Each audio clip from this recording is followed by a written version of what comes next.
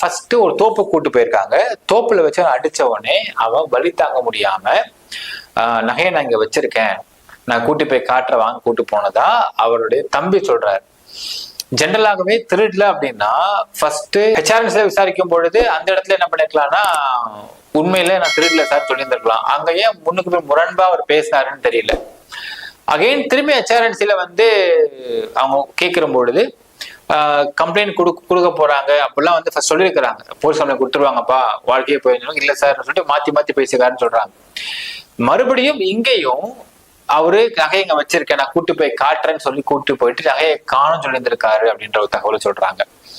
இன்னொரு முக்கியமான பாயிண்ட் பாத்தீங்கன்னா மக்களே, இந்த வழக்கை பொறுத்தளவுக்கு இந்த காரு அந்த அஜித்குமார்ன்ற ஓட்டல, அப்போ அந்த காரை ஓட்டிட்டு போய் வச்சது வேற ஒரு நபர் தான். அந்த நபர் எங்க, அவர் என்ன ஆனாரு, அவரை விசாரிக்கலையா? காரு சாவியை மட்டும் வாங்கிட்டு மறுபடியும் சாவியை உங்கள்கிட்ட கொடுத்ததுனாலயே இவர் குற்றவாளியே அப்படின்னு சொல்லப்படுறாரா, இல்ல இவர் காரை எடுத்து வச்சது ஏதாவது அவங்களுக்கு ஊர்ஜினமா தெரியுதா, இல்ல இவர் ஹெச்ஆர்என்ஸ்ல கொடுத்த அந்த ஒரு ரிப்ளைல ஏதாவது ஒரு ஆஸ்பெக்ட்ல இவங்க எடுத்திருக்க வாய்ப்பு இருக்குன்ற தெரியுதா அப்படிங்கறதெல்லாம் இன்னும் கேள்விக்குறியாக தான் இருக்கின்றது.